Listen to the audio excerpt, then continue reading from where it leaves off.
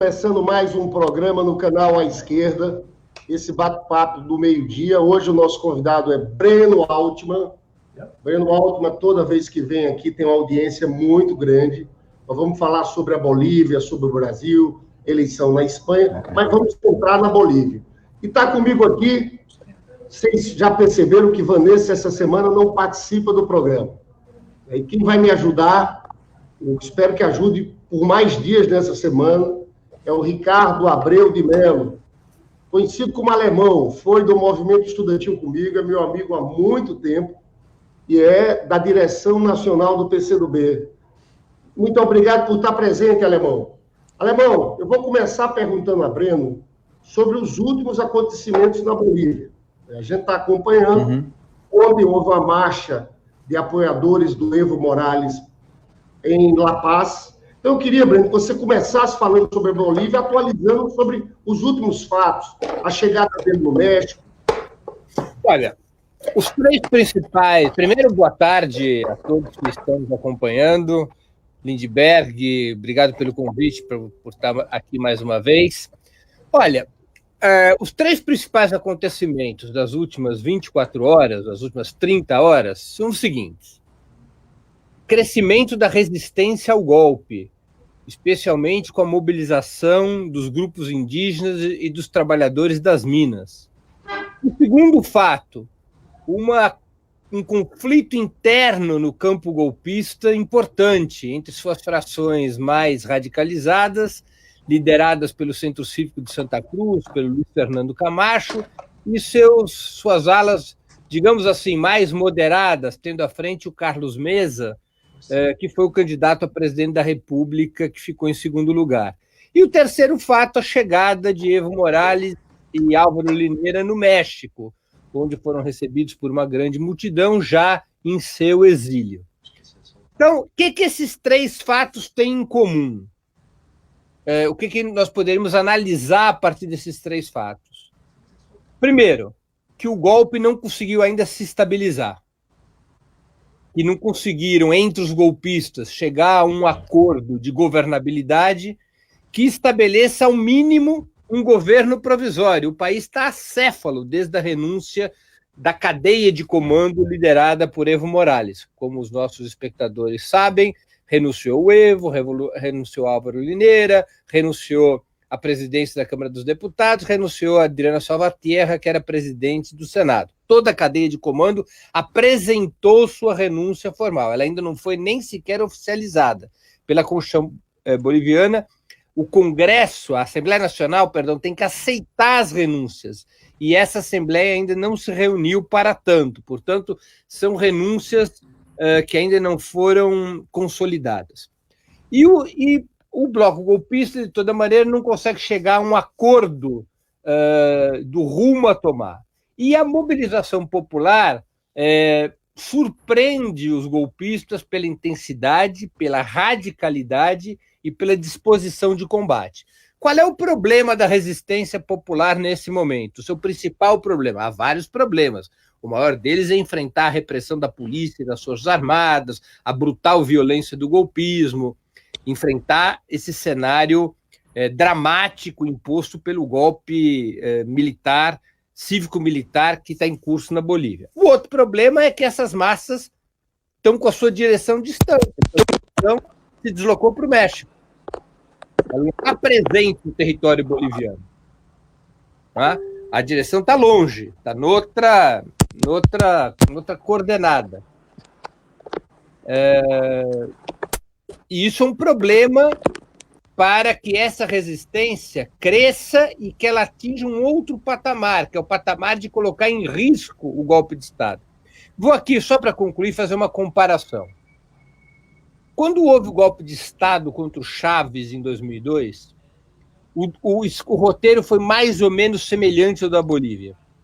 Os setores golpistas das Forças Armadas, aliados à Assembleia Nacional, onde a direita havia conquistado maioria, mais os grupos de comunicação, mais o empresariado, os setores golpistas das Forças Armadas, representando esse conjunto de setores golpistas, exigiram do Chávez a renúncia.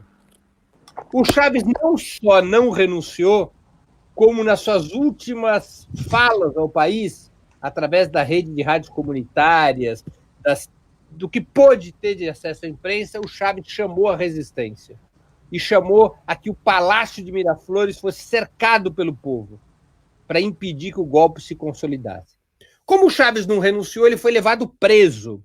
E a prisão do Chávez criou uma dinâmica da reação antigolpista, porque as massas se mobilizavam contra o golpe para tirar o Chávez da cadeia e fazê-lo retornar ao comando do Estado. E esta mobilização popular gigantesca, multitudinária, de milhões de pessoas, fez com que os setores legalistas, democráticos das Forças Armadas rompesse com os golpistas e aceitasse e fizesse um pacto com os setores populares, com o chavismo, que terminou por derrotar o golpe de Estado em 24 horas, trazendo o Chávez de novo ao governo do país. Então, veja como foi importante nessa situação da Venezuela a presença do Chávez e o fato dele não ter renunciado ao governo, ele ter se preservado como presidente constitucional do país. Na Bolívia, as razões ainda não são muito claras, somente o tempo poderá nos dar as informações necessárias. Na Bolívia, seguiu-se um outro plano de combate ao golpe, com a renúncia coletiva do comando do Estado. Os principais dirigentes do MAS, que ocupavam os cargos decisivos do aparato de Estado, o presidente, vice-presidente, presidente da Assembleia da Câmara dos Deputados, a presidente do Senado, renunciaram. Então, isso é um problema. Há condições de resistência, a resistência cresce, a direção se deslocou para fora do território boliviano e há uma crise dentro do bloco golpista, o que também favoreceria não só o crescimento da resistência, como a possibilidade de organizar um contragolpe. Acho que é esse o cenário que nós estamos vivendo hoje na Bolívia nas últimas 24, 30 horas. Eu ia passar para o alemão, mas ele sumiu aqui. Houve algum problema? Você está vendo o alemão aí, Breno? Não, né? Não. É capaz do exército boliviano tê-lo sequestrado. Breno, então, você, pelo que eu entendi do que você falou, você está fazendo aqui uma crítica tanto à renúncia do Evo, como ao fato de ele ter saído do país, ido para a Bolívia. É isso mesmo? Eu estou fazendo uma ponderação, não é uma crítica, é uma ponderação, um questionamento. Se havia condições de resistir ao golpe, e aparentemente há essas condições, por que a renúncia? Por que a renúncia? E por que o exílio, se as condições de resistência parecem se ampliar enormemente? E se parte importante da base do MAS está disposta a uma luta de vida ou morte contra o golpe, enfrentando as Forças Armadas? Há que se compreender a razão dessa renúncia. Então, o que eu faço é um questionamento, porque o que nos chega, as informações que nos chegam, é de que o golpe não se consolidou até o presente momento. É possível que nas próximas horas ele venha a se consolidar, mas nós estamos diante de uma situação, de um cenário de resistência. E um cenário de resistência que pode ser ampliado. Agora, falta esse cenário de resistência um elemento fundamental, que é a presença física da direção histórica do movimento ao socialismo.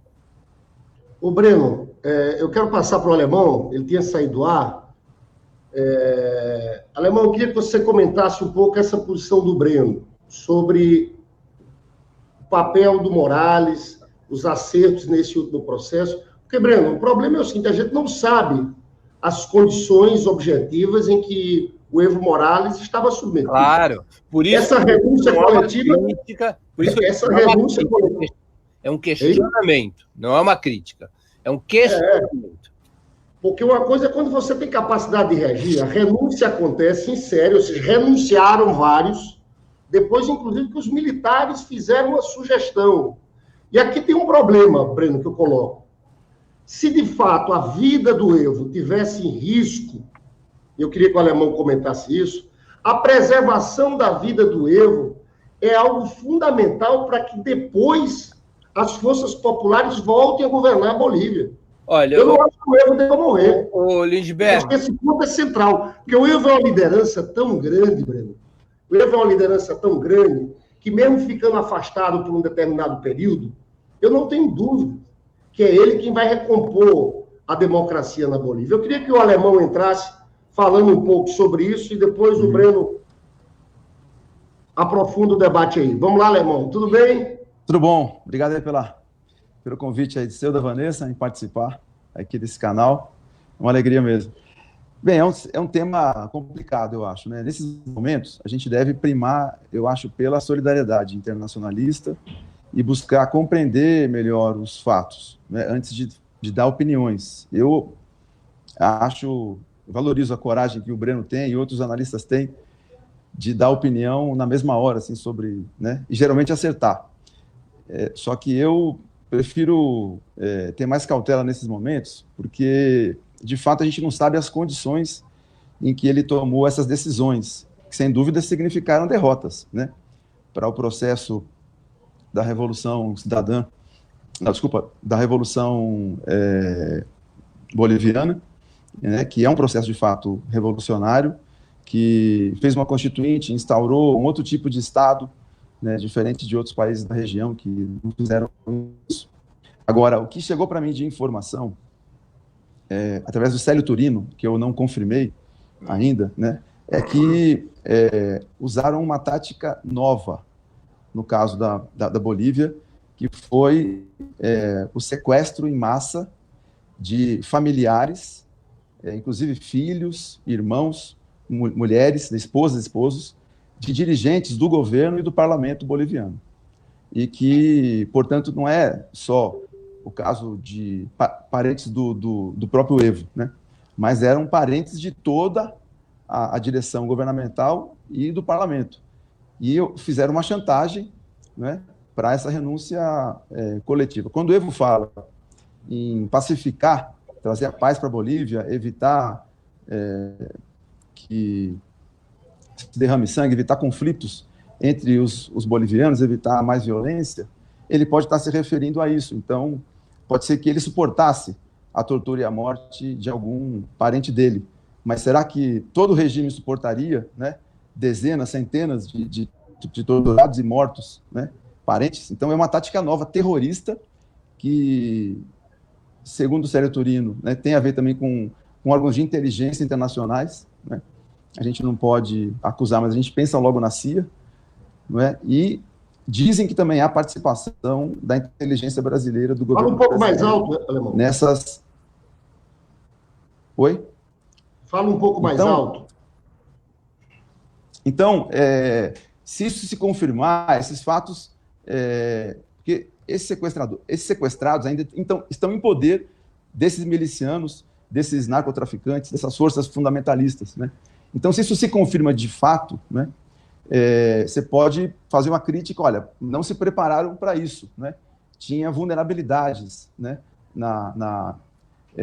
Mas eu acho que o fundamental, e Breno, eu te pergunto se você já leu um artigo do Manuel Domingos, que saiu ontem, que é um especialista na questão militar no Brasil e na América Latina, onde ele faz uma análise interessante, né, e que a gente pode perguntar a partir dela, por que Cuba, Venezuela e Nicarágua, né, mesmo com agressões há décadas, no caso de Cuba, há décadas também na Venezuela e na Nicarágua, fortes movimentos desse tipo que aconteceu no Equador e na Bolívia, porque esses regimes não caíram, porque os governos se mantiveram. O que diz Manuel Domingos é que o fundamental, decisivo, são as Forças Armadas. As Forças Armadas ficaram do lado, né, do regime cubano o tempo todo, do venezuelano e do nicaragüense, e também o poder midiático, né? Quer dizer, eles viraram de lado, os militares se aliaram aos golpistas, primeiro calados, depois ativamente, e para onde eles foram, os milicianos, tomar os meios de comunicação. Tomando os meios de comunicação, eles consumaram, né, porque viraram o jogo de poder e consumaram o golpe de Estado. Então, eu não sei em que condições que o Evo renunciou. De fato, é estranho a renúncia, né? A priori, né? Você estranha e tende a condenar, mas eu acho que a gente precisaria, inclusive, ter mais informação ou entender mais o que está acontecendo, né? Eu te pergunto se você sabe dessas denúncias, né, que ainda não são oficiais, que correram pela internet, desses sequestros em massa, de ações terroristas. A gente viu incendiar casas, né, etc., né? A tortura daquela prefeita, que ficou um fato muito conhecido. Mas, enfim, se você conhece, Breno, essas novas táticas aí, estão sendo usadas lá na Bolívia, até que ponto você acha que isso poderia, de fato, influenciar nessa renúncia coletiva? O Alemão, o Stedler, inclusive, Breno, falou, no caso da Bolívia, sobre a tese das guerras híbridas, no caso, não revoluções coloridas, mas guerras não convencionais. Eu queria que você falasse um pouco da violência do golpe, isso que o Alemão fala, dos sequestros. Deixa eu... Primeiro, essas táticas adotadas na Bolívia não são novas. Na Bolívia, essas mesmas táticas foram empregadas no golpe do general Arce no início dos anos 80. É uma tradição do golpismo boliviano esse tipo de estrutura paramilitar que ataca clandestinamente as famílias e os alvos políticos na Bolívia. Por razões coincidentes, eu estava na Bolívia no golpe do Arce. Aliás, eu era hóspede de um dos deputados do Partido Socialista Boliviano que foi assassinado. E eles empregavam exatamente essa mesma técnica de atacar as casas, atacar as famílias. Não há novidade nessa técnica. É uma técnica usual em golpes de Estado, no qual você associa a participação das Forças Armadas e policiais com grupos paramilitares. Na Colômbia ocorre a mesma coisa. O que são os grupos paramilitares na Colômbia? São organizações clandestinas financiadas pela burguesia e atreladas ao exército, porque quem comanda os grupos paramilitares na Colômbia, ou pelo menos assim era até um certo tempo, é o próprio aparato militar. Então, é uma situação para a qual tem que se estar preparado num processo desse tipo. Qual que eu acho que é o principal problema? Quando a gente vai fazer uma análise de um processo como o da Bolívia, um processo que está em curso de um golpe de Estado, nós temos que separar o problema em duas questões. O primeiro, qual é a lógica que empurra as classes dominantes do país ao golpe de Estado? Segundo, quais os erros que as forças populares cometeram para esse golpe poder ser vitorioso? São dois aspectos, duas metades da laranja, para a gente tentar construir uma análise. E para a gente tentar construir uma análise no calor dos acontecimentos. Nós não temos outra saída a não ser construir uma análise no calor dos acontecimentos, porque a direita o faz. Se a esquerda não o fizer, ela ficará mambembe no enfrentamento político, ideológico e de narrativas. Então, são as duas metades da laranja. Na primeira metade da laranja é que reside a questão fundamental. As classes dominantes da Bolívia deram um golpe de Estado porque há um antagonismo estrutural entre as elites oligárquico-burguesas da América Latina e a democracia. O capitalismo latino-americano só sobrevive com superexploração do trabalho, com monopólio da terra, com dependência aos centros capitalistas, e, portanto, qualquer governo, mesmo que moderadamente, disposto a fazer reformas que afetem esses fatores que eu citei, quaisquer governos com esse programa serão cercados e derrubados pelas forças dominantes, pelas classes dominantes, pelas forças oligárquico-burguesas às quais eu me referi. É uma condição estrutural do capitalismo latino-americano, dos estados burgueses da América Latina. Não existe a possibilidade de escapar ao enfrentamento com as classes dominantes. Mais cedo ou mais tarde, a contra-revolução se faz presente. E as forças políticas que não estão preparadas para isso estão condenadas à capitulação ou à derrota. Isso ocorre em todos os países da América Latina. Quem não compreendeu isso, capitula ou cai. É contingência de uma leitura equivocada sobre o que é a América Latina. Isso vale para todos, inclusive vale para nós aqui no Brasil. A esquerda brasileira, PT, PCdoB, tiveram uma leitura ruim do que é o capitalismo brasileiro, de como se comportam as classes dominantes. Aparentemente, o Evo cometeu o mesmo erro.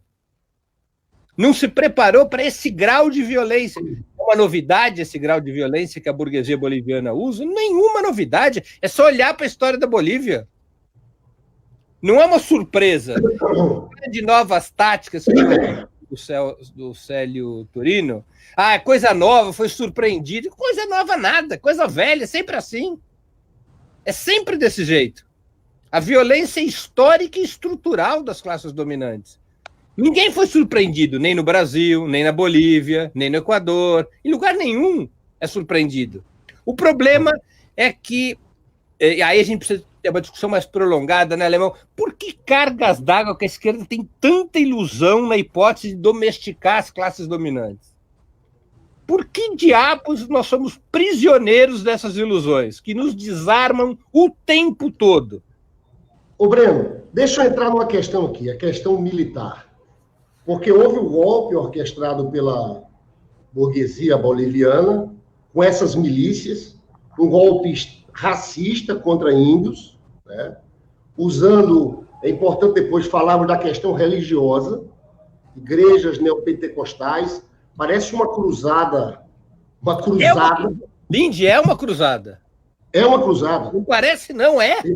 E você sabe que o Camacho, que é esse líder, teve aqui no Brasil conversando com Ernesto Araújo, que é outro que defende a lógica da cruzada. Ele refere a si próprio como Bolsonaro boliviano.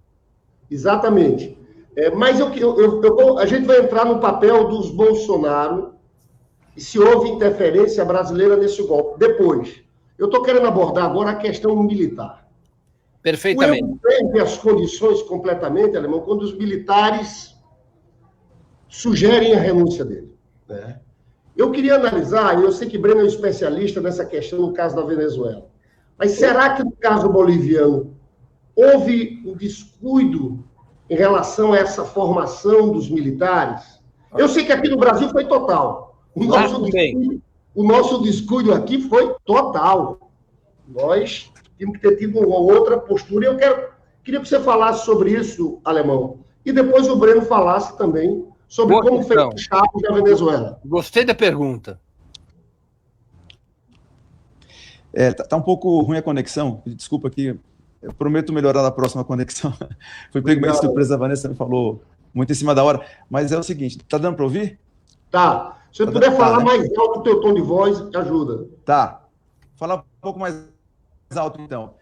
Então, eu acho que o Breno tem razão numa coisa, e eu acho que a esquerda brasileira e latino-americana ela ainda confunde estar no governo com estar no poder. Essa é uma questão muito básica, óbvia, né? Mas o poder é muito mais só do que estar no governo nacional, né, do país. O poder, mas nos dias de hoje, é uma coisa muito complexa, tem vários elementos, e um dos principais, sem dúvida, é quem controla, ou para que rumo vão, quais são os compromissos e a direção política das Forças Armadas e das forças policiais também, né? Por isso que eu citei o caso de Cuba, da Venezuela e da Nicarágua, né? Onde, por particularidades, né, históricas próprias de cada país, de cada processo revolucionário, você teve um posicionamento diferente das forças policiais e das forças armadas nessas crises que impediram, né, retrocessos e a queda dos regimes. No caso da Bolívia, não havia justificativa nenhuma política. Quer dizer, era um país que, muito mais do que o Chile, ou se tinha um exemplo na América Latina de desenvolvimento econômico e social, de democracia vibrante, de progresso, de perspectiva política, de soberania nacional e de apoio à integração latino-americana, é o caso da Bolívia, né? Um governo muito exitoso, tinha rumo, né? Pegou uma situação muito, muito difícil do país, em todos os índices, enfim, foi um sucesso. Houve o caso do Brasil também, mas no caso da Bolívia, o golpe de Estado ocorre numa situação de auge econômico, né? Diferente, eu acho, no caso aqui do Brasil, quando tem o golpe contra a Dilma, a situação econômica e social já era um pouco pior do que no auge, no segundo governo Lula. Lá não havia razão política para esse golpe, a não ser essa, né, das classes dominantes não suportarem o êxito e um quarto mandato do Evo e possivelmente depois a eleição de alguém que o Evo indicasse, né? Mas, Alemão, é essa razão que importa, sim, né? As outras não têm a mínima importância. Para as classes dominantes, sim. Então, eu estou de acordo com você que há certa subestimação, ou até grande subestimação, da tradição histórica das classes dominantes na América Latina, e de confundir, né, ou seja, de superestimar o estar no governo e não compreender que estar no governo é um elemento para se acumular força política e se conquistar mais poder político, né? nos acusavam aqui no Brasil de ter um projeto de poder. Mas que força política não tem um projeto de poder? Eles diziam, não, porque a esquerda brasileira, o PT, o PCdoB... E era uma mentira, a esquerda brasileira não tem um projeto de poder. Exatamente. Quem dera tivesse um mais definido, né? de um futuro poder popular. Mas é justamente essa narrativa que eles criaram nos deixou na defensiva, né? E eles têm um projeto de poder hoje para a América Latina, que é o golpe de Estado, que é o retrocesso civilizatório. Então, eu sei de tudo isso, Breno, concordo com isso. Agora, ainda assim, eu teria mais cautela ao fazer críticas a essa atitude que tomou o Evo e a direção do MAS, a direção do governo, a direção do parlamento, sem conhecer as circunstâncias, né? Por exemplo, se fosse tomada uma decisão como se tomou no Chile, né? Talvez nem tivesse opção o Allende, resistiu, não é? Não, o Allende teve opção. De renunciar. Sim, claro, foi anunciado que tinha um avião à disposição dele e ele teria 12 horas para se decidir sair do país embarcado num avião. Ele disse não. Sim. Eu acho que a decisão do Allende foi correta. O que não significa dizer que a do Evo foi errada, porque a gente não sabe... Não, claro, são exato. diferentes. Até porque eu volto a insistir, Breno e Alemão, o Evo, a ligação do Evo com o povo boliviano é muito forte. Talvez preservar a integridade física num determinado momento, ter Evo fora, eles têm porque... Podiam ter setores que queriam matar o Evo. Deixa eu voltar aqui à questão militar. Vamos entrar na questão militar da Venezuela. O que é que o Chaves fez de diferente? Nós temos que levar em conta... Olha só, o alemão tem toda a razão. Você também. A questão militar é decisiva em qualquer processo de transformação na América Latina. Porque se é verdadeira essa leitura, e a história nos mostra que mais cedo ou mais tarde, contra qualquer reforma distributivista, as classes dominantes locais se erguem e rompem a ordem constitucional e democrática para derrubar governos que elas não são capazes de derrotar pelo voto, se isso é verdade, a questão militar sempre será decisiva, porque fundamentalmente a guarda pretoriana do Estado, ou seja, o instrumento, o braço armado da burguesia é o exército. Se o exército continua a servir como braço armado da burguesia, é impossível resistir aos golpes. É necessário que esse braço armado passe ao controle das classes trabalhadoras. Bom, Cuba e Nicarágua é uma situação à parte. Cuba, porque fez uma revolução que destruiu o velho aparato estatal, inclusive o aparato militar, substituindo as forças armadas batistianas da revolução pela própria guerrilha. A guerrilha vitoriosa se transforma no novo exército. O mesmo acontece na Nicarágua em 79. A Frente de Libertação...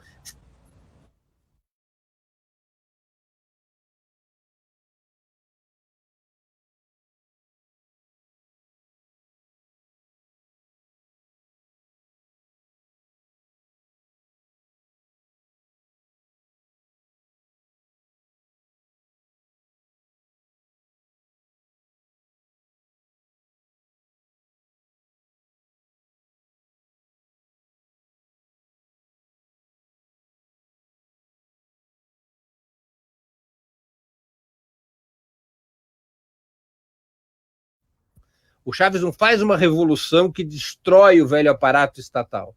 Ele ganha a eleição. E a partir da posição que ele assume no comando do Estado, pela vitória eleitoral, ele vai executando uma reforma militar que se acelera depois do golpe de 2002. Reforma militar que incluiu a mudança da estrutura do Exército, que incluiu a mudança do currículo do Exército, que incluiu a ascensão de oficiais leais à Revolução Bolivariana, que incluiu o recrutamento, a mobilização das Forças Armadas para a construção da Revolução Bolivariana, inclusive seus projetos econômicos e sociais. O Chaves teve uma reforma militar de amplo espectro, que fez com que as Forças Armadas venezuelanas, já então chamadas Forças Armadas Nacionais Bolivarianas, elas se deslocassem para a hegemonia das classes trabalhadoras. Ele se dedicou a isso. Eu entrevistei o Chaves, alemão, pela primeira vez em 99. Ele tinha poucos meses de governo. Aí eu perguntei para ele assim, presidente, qual a comparação que o senhor faz entre o seu governo e o governo do Salvador Allende? E ele respondeu assim, olha, os dois processos revolucionários são pacíficos, o do Allende e o nosso. A diferença é que o nosso processo é armado.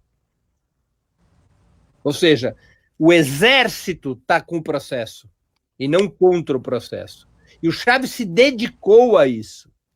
O Evo não fez isso. O Evo acreditou nas mesmas coisas que a gente acreditou aqui no Brasil, que era possível domesticar a burguesia, incluindo o seu aparato militar, pela prosperidade econômica. A prosperidade econômica seria suficiente para arrefecer contradições, para incluir setores da burguesia no nosso bloco de forças, seria o suficiente para amansar as Forças Armadas, ao contrário de fazer disputa político-ideológica contra o reacionarismo e o entreguismo nas suas armadas. O negócio era dar para eles uns brinquedinhos, dar ali submarino, rearmamento, melhores salários, uma onda de prosperidade que os militares estariam tranquilos se isso ocorresse. Ou seja, a ideia de que a prosperidade econômica resolve a contradição político-ideológica. O Evo caiu na mesma esparrela, na mesmíssima esparrela. Ele não mexeu nessa estrutura e acreditou que podia mantê-la pacificada por essa prosperidade econômica, incluindo a prosperidade das condições de vida e trabalho e as condições operacionais das Forças Armadas e Policiais da Bolívia. Ele fez mais do que nós fizemos, porque aqui no Brasil é um escândalo, né? Todos os nossos ministros da Defesa, os petistas ou do PCdoB, se transformaram em porta-vozes das Forças Armadas junto ao governo. Eles não eram emissários de um projeto de mudança das Forças Armadas. Acabaram pela correlação de força militar, se transformaram em porta-vozes das Forças Armadas junto ao governo. Na Bolívia, eles foram... Deixa eu fazer uma pergunta com base nisso, Breno. Hã? Deixa eu fazer só uma pergunta com base nisso, porque às vezes eu acho que se a gente se coloca como... A gente pode ser na esquerda brasileira revolucionário, ou pode ser, com todo respeito, liberal de esquerda, né? A esquerda brasileira é liberal. A gente pode defender... A esquerda brasileira é predominantemente liberal. No PT, no PCdoB, ela é predominantemente liberal. Ela pensa fora da lógica da revolução. O conceito que organiza as ideias não é mais o de revolução. E isso é o grande problema teórico. Não se organiza mais de revolução. E, portanto, se transforma numa esquerda de tipo liberal. A gente tem que manter a esquerda unida e até conseguir ampliar, além da esquerda, as nossas alianças para poder avançar aqui no Brasil em mudanças. Enfim, agora eu concordo com você que de uma posição revolucionária, que não é toda a esquerda brasileira, a sua análise está correta. O problema que eu vejo é o seguinte, mesmo em quem a gente caracteriza ou se considera como revolucionário, o problema é que, às vezes, não basta a vontade política para transformar os processos. Existe a tal correlação de forças. E, às vezes, talvez nem o Lula, nem a Dilma, nem o Evo Morales tivessem correlação de força para tudo que você está propondo. Correlação de força eu concordo com a sua crítica, mas você tem que analisar também o contexto do Brasil. Correlação de força, né? E o contexto da Bolívia, que não é o da Venezuela, não é o da Nicarágua. Mas correlação de força não pode virar álibi. Você acha? A correlação de força é um elemento de análise, não pode virar álibi. Porque você imagina, qual era a correlação de forças no Vietnã quando eles começaram a construir o exército popular contra os franceses? O núcleo que começa a construir o exército revolucionário no Vietnã tinha 20 pessoas chefiadas por um professor de história, que era o Giap. Qual era a correlação de força para o exército soviético enfrentar os alemães? Por essa lógica, a União Soviética devia ter mantido o pacto Ribbentrop-Molotov por uns 30 anos. Correlação de força é um elemento de análise muito importante. Eu não sou um idealista. Correlação de força, mas é um elemento de análise. O problema da esquerda brasileira, por uma série de razões, é que se transformou num álibi. Eu não posso fazer isso por causa da correlação de força. A correlação de força passou a ser um elemento que determina a tua estratégia. Não é... Isso é uma gravidade do ponto de vista analítico, do ponto de vista teórico. E isso é um problema que não é só da esquerda brasileira. Vamos aqui dizer, a situação boliviana nos mostra isso. Isso é um problema da esquerda latino-americana. Onde é que foi rompido isso? Além de Cuba. Venezuela. O chavismo rompe com a ideia de que a via institucional significa a renúncia à ideia do conceito de revolução como estruturadora do pensamento de esquerda. E ele, agora, o Evo tinha condições. Bom, o Evo, o alemão, nenhum presidente de esquerda da América Latina chegou a ter a maioria eleitoral que teve o Evo e a maioria parlamentar que tem o Evo. É verdade. O Senado foi 2/3. O Evo tem uma correlação de força institucional a seu favor gigantesca, que nem o Chaves teve. A correlação de força institucional que tem o Evo, que teve e tem o Evo, é superior à do chavismo nos seus melhores momentos. Então, o que acontece não tem a ver, na minha opinião, muito modesta, não tem a ver com correlação de força. Tem a ver com uma concepção estratégica. A ideia fundamental, eu sou, por tradição, eu sou um aliancista, política tem que ser feita com aliança, tudo isso eu concordo, mas você tem que ter uma estratégia, e a estratégia tem que partir de uma leitura. E a leitura que eu acho que é equivocada é a ideia de que você consegue evitar o confronto. Não, você tem que se preparar para o confronto e escolher o melhor momento do confronto. Qual é o melhor momento do confronto? Numa situação na qual a sua construção de hegemonia é pela via institucional. É quando o outro lado se ergue na contra-revolução, se levanta na contra-revolução. Nessa hora, você tem que estar em condições de travar a batalha. Eu vou aqui parecer meio dramático, talvez porque eu tenha vindo da Rússia, e aí eu vi muitos museus de história e tudo, aproveitei um pouco meu tempo livre para fazer isso. E assim, tem momentos na história que é matar ou morrer. É pura e simplesmente isso. Ou ganham eles ou ganhamos nós. Não tem saída do meio. Quando a contra-revolução se levanta, é isso que se põe. É o que se pôs agora na Bolívia. E efetivamente... Deixa eu perguntar, e você não acha que essa possível guerra civil que está acontecendo na Bolívia não é um pouco uma resposta ao golpe? Eu não tenho nenhuma dúvida. Foi minha primeira observação. Nessa linha, olha, é tudo ou nada? Que foi minha primeira observação. Cresce muito a resistência. O problema da resistência é que a direção está longe.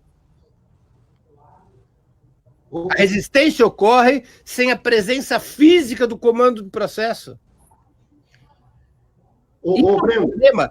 Olha, eu nunca vi, é difícil, eu não conheço o exemplo histórico de que a renúncia de uma direção seja um fator de construção de contrapoder. Eu não conheço nenhum exemplo histórico. Podemos estar diante de uma situação inédita. Uma situação no qual a renúncia é uma alavanca de transformação da resistência num contragolpe. Mas você que fala muito da Revolução Russa, o Lenin se exilou por um determinado momento, e a volta dele... O Lenin não governava o país. Sim, o Lenin não governava o país. Mas a chegada dele foi rumo à Estação Finlândia, foi uma volta do Evo no futuro. Mas espera um pouquinho, o Lenin não governava o país. Você imagina se o Lenin tivesse renunciado no início da Guerra Civil na Rússia? E tivesse, como muitos propuseram, quando começa... Bom exemplo, Lindy, quando começa a Guerra Civil na Rússia, em janeiro de 18, não foram poucos os que propuseram que o Lenin renunciasse para tentar apaziguar a Guerra Civil. Imagina o que teria acontecido se o Lenin renunciasse. Ou imagina, o Lindbergh, aqui uma passagem importante, já que eu e o alemão você nos colocou na conta de quem gosta do Stalin, e eu, com muito orgulho, com todas as críticas que posso fazer, gosto mesmo. Vou dizer uma coisa, você imagina, há um momento histórico na Segunda Guerra Mundial, um momento simbólico histórico. O governo soviético ia ser transferido para os Urais, ia sair de Moscou. Havia uma decisão tomada de transferir o governo depois que começa a chamada Operação Barbarossa, a invasão da Alemanha, da União Soviética pela Alemanha, em 22 de junho de 1941. Era transferir o governo. Nos últimos dias, quando estava tudo pronto, já havia começado a transferência, Stalin decide negativo. O comando do governo fica em Moscou e está convocada a marcha do 7 de novembro, mesmo sob bombardeio. E realiza-se a marcha do dia 7 de novembro sob bombardeio. Imagina se tivesse trocado o governo soviético tivesse deixado Moscou, Lindy. Não, deixa eu colocar mais duas questões, Breno. Olha só. Fala. Olha só, vou falar mais alto. duas questões. Eu estive na Bolívia algumas vezes nesse processo, né? E eu pude compreender uma coisa quando eu estive lá em Cochabamba. O povo, esse povo camponês, esse povo indígena, né, enxerga o Evo Morales como o Tupac Katari renascido, quer dizer, uma ressurreição do líder histórico indígena, né? Então, na cultura deles, se o Evo morre, vai ter que nascer outro e vai demorar aí mais de uma geração, entende? Então, tem que também levar em conta a cultura do povo boliviano. Deixa eu... Que inclusive a CIA deve ter levado em conta também, e também a direita boliviana.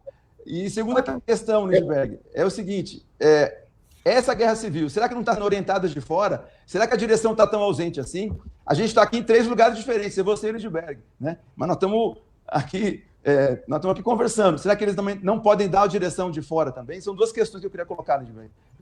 Eu quero trazer um assunto também, Alemão, para o Brasil. Primeiro, dizer uma coisa, pessoal. Eu e Breno, a gente, inclusive, tem proximidade política no PT. Eu concordo com toda essa discussão sobre o poder.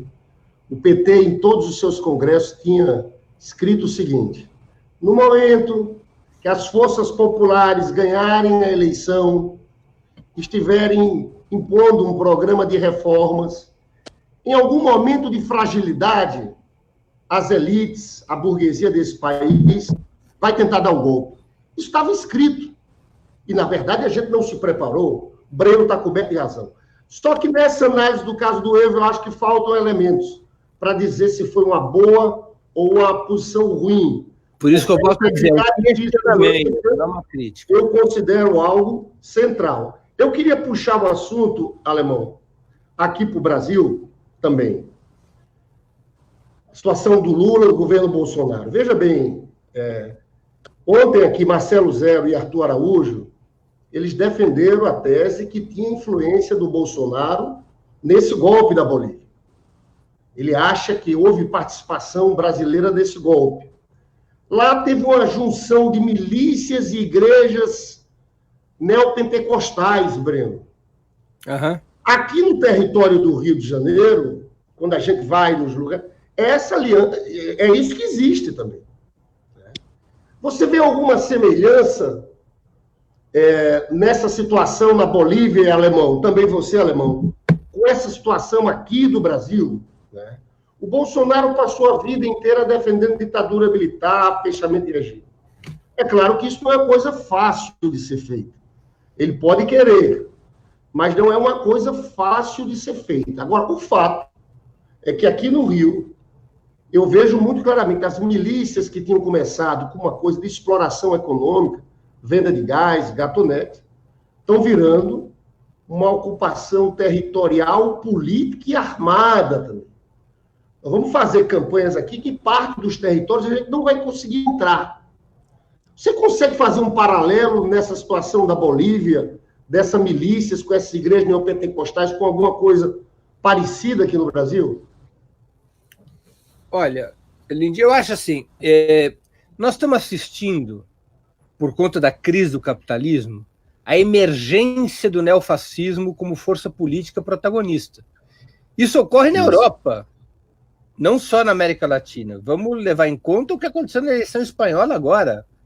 O Vox pulou para 50 e tantos deputados. O Vox é um partido de ultradireita, neofranquista, anti-imigração, com um discurso de ódio e um discurso autoritário à extrema posição.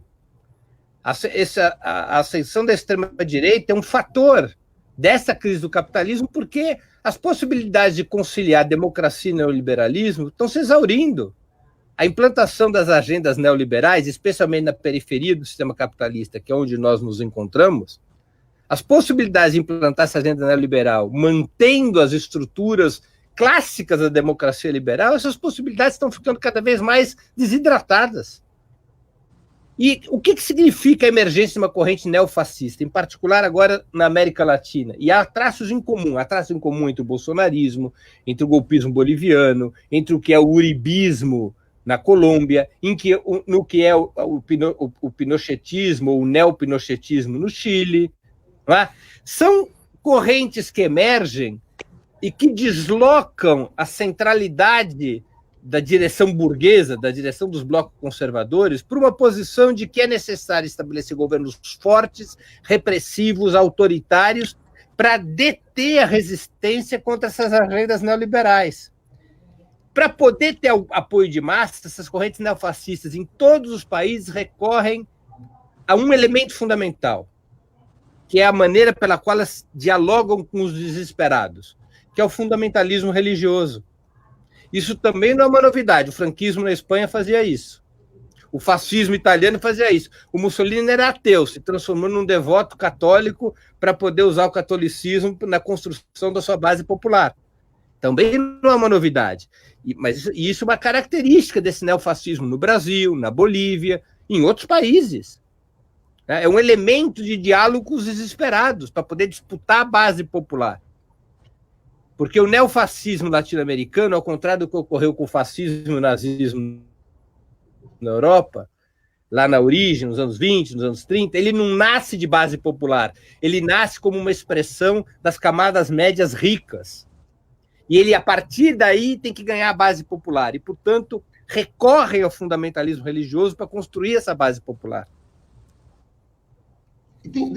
Alemão, o Ernesto Araújo publicava uns textos que muita gente dizia, um maluco e tal, que, no fundo, a crítica que o Ernesto Araújo fazia era ao Estado moderno, à modernidade. É como se ele defendesse justamente esse período das cruzadas. E a gente está vendo um golpe na Bolívia com essas características. E eles estão construindo a base social dele.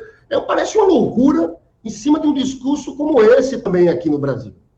Eu queria que você falasse um pouco sobre isso, sua opinião. Concordo com o Breno de que existe a emergência de um neofascismo, e uma das características do fascismo clássico e desse neofascismo é o irracionalismo, a negação da ciência, da possibilidade de conhecer a realidade, do escapismo, desse romantismo que é até pré-capitalista, né, e nega qualquer racionalidade. Na verdade, eles estão questionando a Revolução Francesa, eles estão questionando a Renascença, o Iluminismo, quer dizer, qualquer pensamento de base racional, lógica, né, eles questionam, porque precisam disso, precisam desse obscurantismo para prevalecer a sua falta de razão, né, e os seus interesses, na verdade, que é promover essa consciência falsa, fundamentalista, fanática, né, é isso que eles têm feito. Né? Então, com todo respeito aos evangélicos que são evangélicos que não negam a ciência, né? Mesmo sendo religioso, que não negam a democracia, mas é muito perigoso o crescimento dessas forças fundamentalistas em associação com o crime organizado e com as milícias, não é?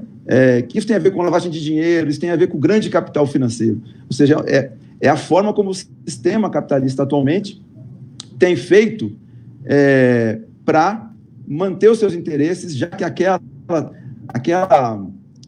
aquele sistema partidário das classes anterior, que prevaleceu até os anos 90, ele não dá mais conta de sustentar a dominação com os problemas que essa fase de elevadíssima financiarização do capital e de aumento da desigualdade social, com uma enorme revolução tecnológica disruptiva, isso cria elementos que, para isso, eles têm que partir para o neofascismo. Eles não têm opção. Na democracia e com a racionalidade, com a ciência, no debate lógico, racional, democrático, no debate eles perdem. Então, eles têm que apelar para o grito, para a violência, para o sangue, para o terror e para o ódio, que é como, inclusive, eles têm ganho eleições, né, utilizando aqueles elementos, as ideias do Steve Bannon, né, utilizando o ódio e utilizando o medo. Quer dizer, é o que sempre utilizou o fascismo. Um dos símbolos do nazismo era das tropas nazistas, era o símbolo da morte, eram símbolos ligados à morte e essa visão romântica, né? Enfim, então isso é um neofascismo, mas com muitas características do fascismo clássico. E eu concordo que a gente não se apercebeu e subestimou esse fenômeno, e acho que continuamos subestimando até onde vai, né, as consequências desse processo e como recuperar a hegemonia nas forças populares para um projeto democrático e patriótico de base popular. Ô, Alemão e Breno, eu queria aproveitar esses últimos minutos para a gente falar rapidamente do Brasil. Primeiro, me desculpar aqui com Vanessa Guazelli Paim. Na verdade, teve 2 superchats, ela fez um superchat, e eu estou com um telefone novo, que roubaram o meu, e ainda estou com dificuldades, estou aprendendo, e o fato é que eu não consegui recuperar a Vanessa. Mil desculpas, ela falava sobre a Venezuela, Breno, concordando contigo, mas eu perdi o superchat dela aqui, não consigo achar. Pessoal, Lula foi solto. Qual reação vem do outro lado agora? Porque, já que a gente falou tanto em Revolução Russa, Jornada de Julho, depois veio a contraofensiva do general Kornilov, não é isso, Breno Alto? Então, veja bem, vai vir alguma reação. Eles estão tentando essa PEC, a discussão na Câmara, a PEC da segunda instância. Ontem o Bolsonaro chegou a falar, quando perguntaram sobre Lula, ele disse, tem a Lei de Segurança Nacional aí, ou seja, um instrumento da época da ditadura sendo usado, e logo depois o Major Olímpio entrou na PGR. Breno, primeiro você, o que é que esses caras vão tentar fazer em reação à liberdade do presidente Lula? Lula vai para Recife no domingo, deve juntar mais de 100 mil pessoas, né? Vai ser um grande festa, um grande show com artistas. Lula vai viajar o país, o que é que eles vão tentar fazer? A libertação do Lula coloca a polarização do país nos seus marcos adequados, entre a esquerda e o neofascismo. Essa é a centralidade da polarização do país. Há uma insatisfação em relação a essa polarização hoje, principalmente nos setores de centro, porque os setores de centro-direita ou centro-esquerda imaginavam romper essa polarização e construir uma alternativa pelo meio. Isso vale tanto para as forças de centro-direita, no caso o PSDB, o DEM, os partidos do Centrão, como vale também para o Ciro na centro-esquerda. Era a ideia de que você ia construir uma oposição moderada ao Bolsonaro e que este era o caminho para derrotar o Bolsonaro. O problema é que essa oposição moderada é inviável. No caso da centro-direita, porque ela tem exatamente o mesmo programa econômico que o Bolsonaro. É uma falsa oposição. É uma oposição política, não é uma oposição à questão fundamental que é o programa para o país.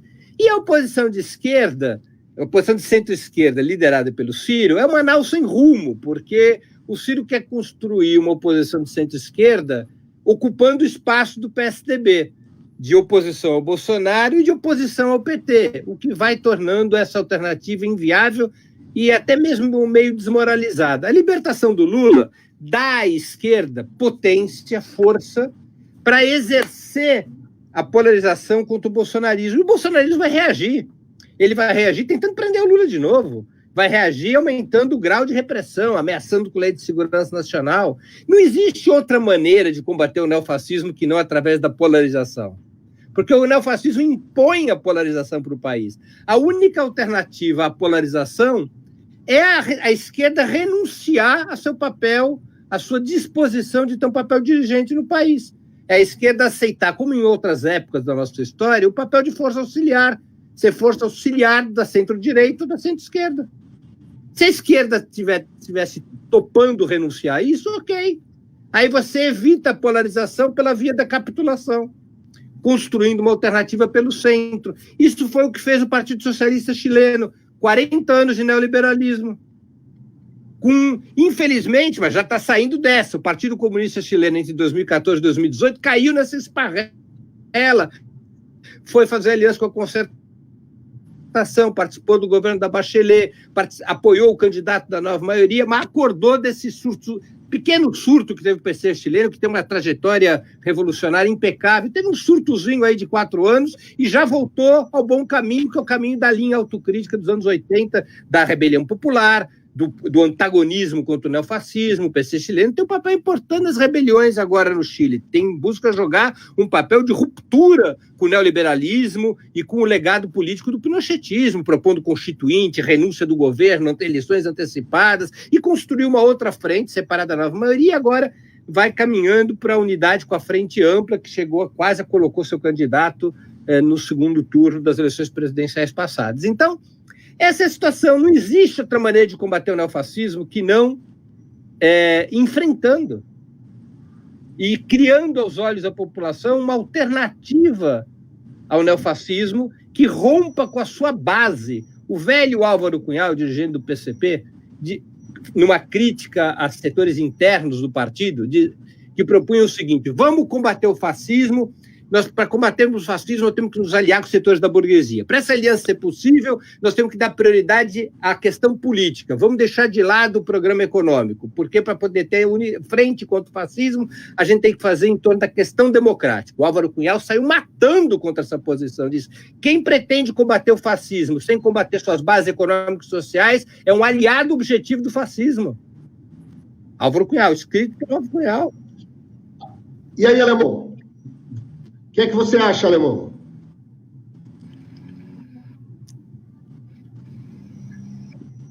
Essa é a polêmica clara, frente ampla, frente popular do Breno Altman.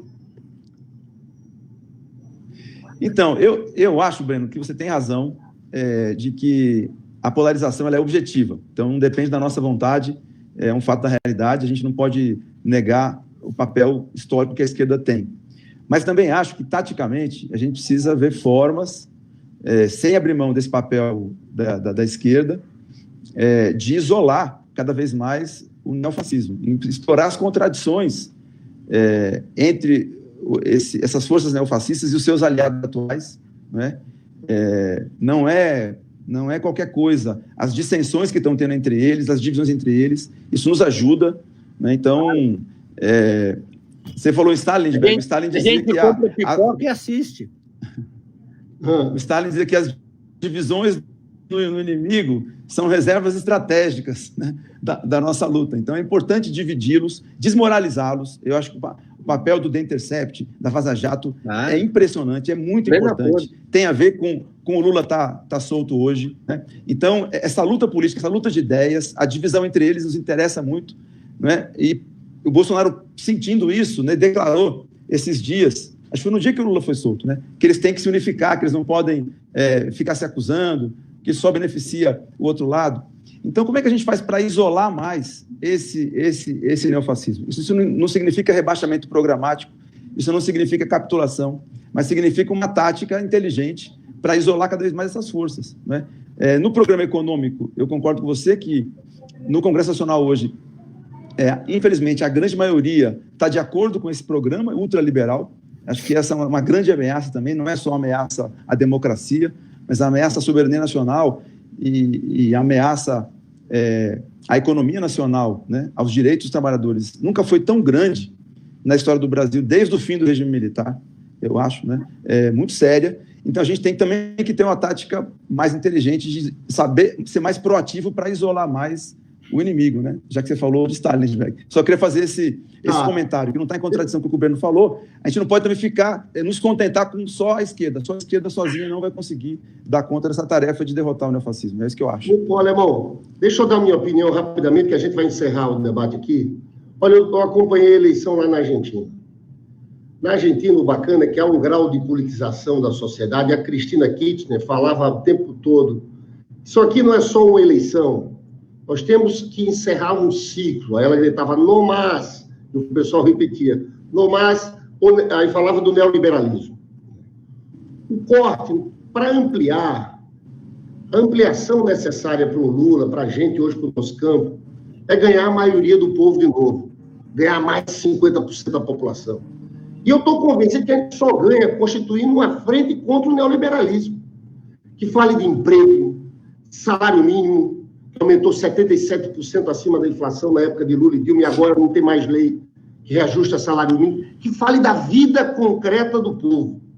Nesse sentido, eu concordo muito com o Breno, porque essa é a frente mais importante. A gente abrir mão disso é um equívoco, porque vai ser aí, a crise do neoliberalismo na América Latina, a gente mostra que vai ser desse modelo que vão vir os problemas do Bolsonaro.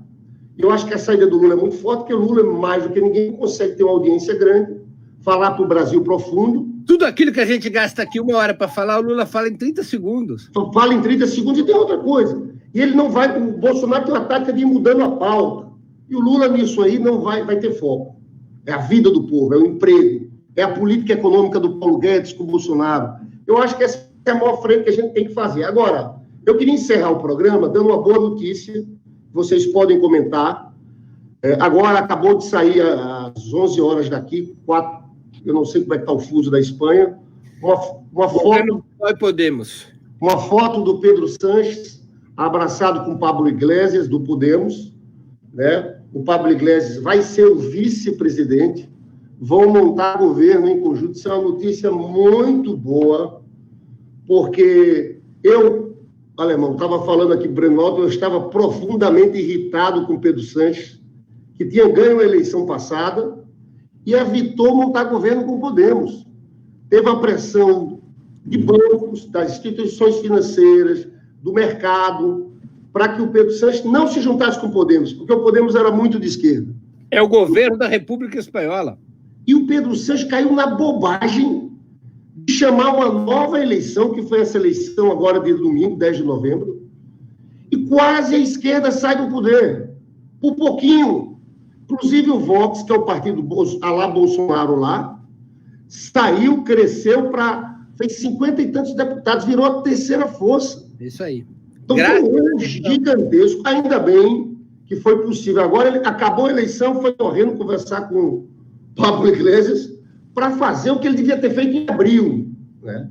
Mas não deixa de ser uma boa notícia para a gente anunciar. A Espanha tem uma influência muito grande na América Latina, nesses países. É importante para a Argentina, é importante para o México.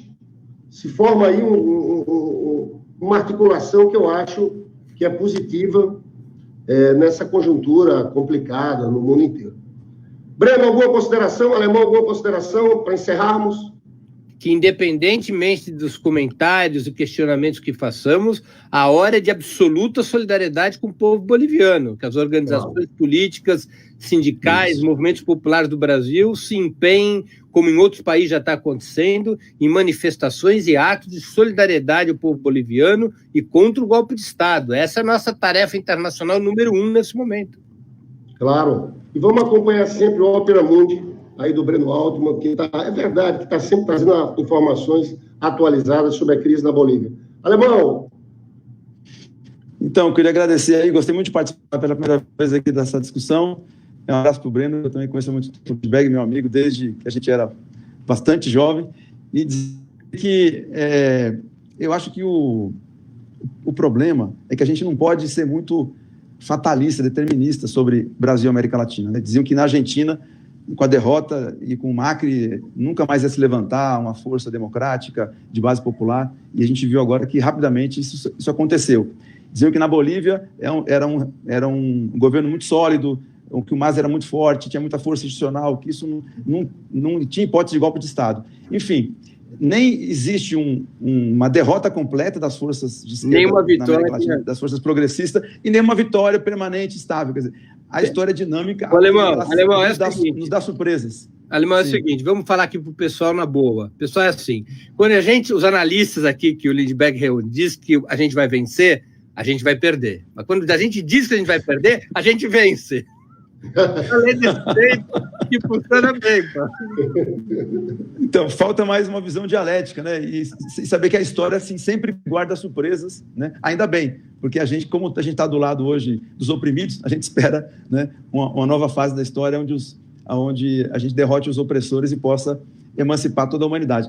Então, dizer isso e saudar, então, portanto, também esse processo na Argentina, a libertação do Lula. Né, temos enormes desafios aqui no Brasil, entre eles a solidariedade ao povo boliviano e ao MAS e ao Evo, sem dúvida. Tá bom, pessoal. E o povo aí do Nordeste, olha, Lula, domingo em Recife. Eu tenho vários amigos de João Pessoa que estão dizendo que vão para Recife. Ali vai ser uma grande concentração onde o Lula vai falar para o povo do Nordeste. Obrigado, Alemão. Obrigado, Breno. Até mais. Obrigado. Até mais, Indy. Alemão.